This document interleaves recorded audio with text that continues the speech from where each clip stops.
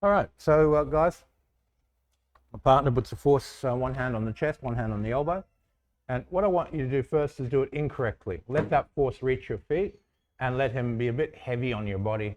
And this makes a high amount of pressure on you and your partner. So there's that first stage of your partner should never get there. You should start emptying at the point of contact and transferring the force to the fascia so your muscle never makes it feel heavy. Once you've done incorrect, then what I want you to do is just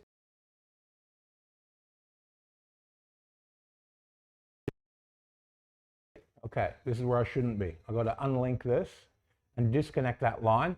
So I yield and then I stretch back into my partner to float them. Once you've got that, as he goes to put in, you just intercept his scapula and you just stretch onto the scapula. So now, if you keep pushing, I just keep my mind and energy on the scapula and you keep seizing it in the scapula so he can't get the force from here. It's called intercepting energy. Lots of different types of intercepting energy. The two methods that I basically teach are electric and magnetic. So intercepting, I refer to it as the electric method. In interrupting, I just changed the word as the magnetic. So as he comes in, I pull the scapula open to cut the energy off. So I use a magnetic. So wherever my contact points are, I pluck and then disconnect his ability to transfer force. So you go heavy on me, and then I just unlink and then intercept. And you go heavy again, I unlink and I go magnetic. And I cut off the energy at the shoulders. Can you explain the unlinking specific to that?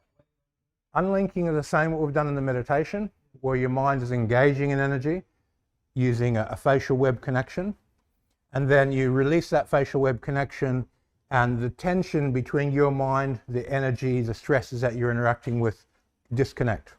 You basically just relax and disconnect everything and you reconnect it on your terms, not on their terms. So if they put a heavy dead weighted energy on you, that's not your terms. You were too late.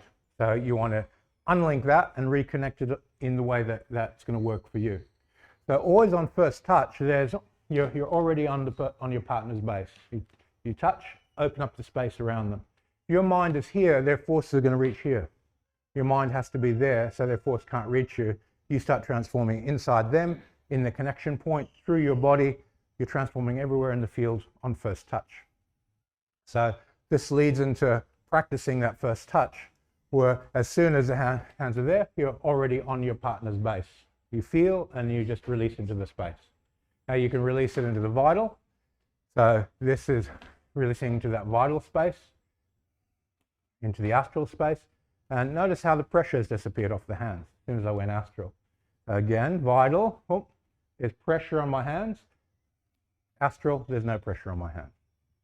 So you move between those two feeling qualities. Most of you are here for a couple of weeks for the Hermetics course. The astral quality should be quite comfortable by now. So just touch, release into the astral. Those of you who haven't done the astral, just work with the vital, and in a couple of days we'll be doing a lot of astral breathing and playing catch up there. What are they struggling for?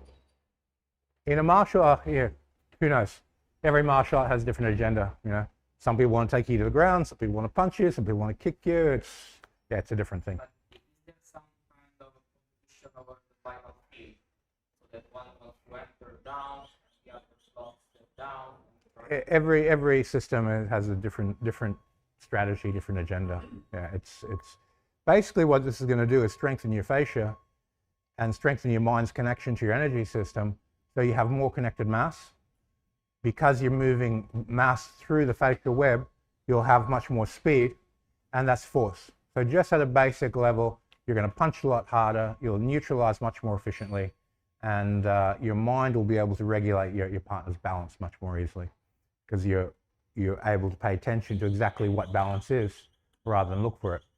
So then you have to take this and insert it in the martial art of interest. And if it's a striking art, totally different to a grappling art or submission art or wrestling. They're all totally different strategies. It's and that's the really complex puzzle that you've got to solve yourself.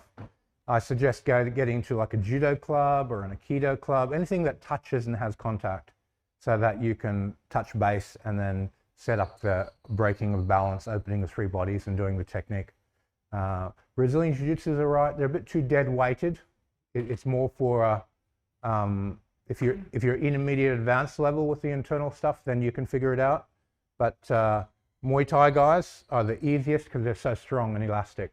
You touch their guard and run the principle, and they're highly reactive because just the way they strike. They're the most explosive strikers out there. The more explosive, the easier it is for the principle to run. The more dead weighted they are, the more difficult it is. So Brazilian Jiu-Jitsu are the most dead weighted people I've met.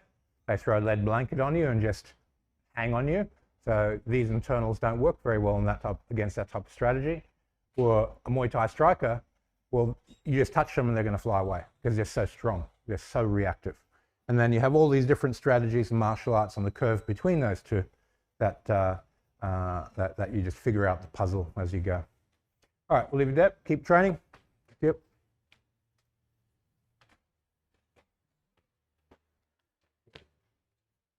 We'll stick that one on YouTube tonight.